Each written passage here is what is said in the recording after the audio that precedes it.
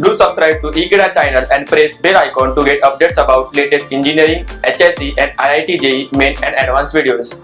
Hello students, today we are studying chapter Control and Coordination, and in that we are studying topic Disorder of Thyroid. Now thyroid gland or hormones can produce certain disorders, which is hyperthyroidism, hypothyroidism. Let's study and find out about them today. Now, imbalance of your thyroid hormones T3, T4 can lead to disorders like goiter, hypothyroidism, myxedema, and everything has its symptom. For example, goiter can be leading to bulging of your neck region. Hypothyroidism may increase or decrease your BMR rates of your body.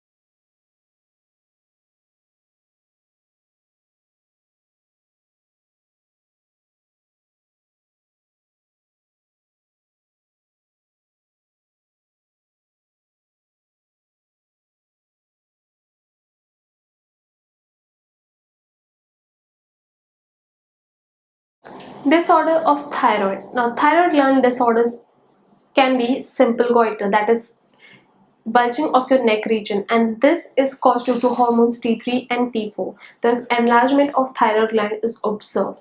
Myxedema can cause increased BMR or basal metabolic rate, and if the BMR is increased, your weight loss or weight can be hampered excessively. There is loss of appetite or there is more appetite, hunger. Blood pressure changes very rapidly, which becomes high or low in severe cases.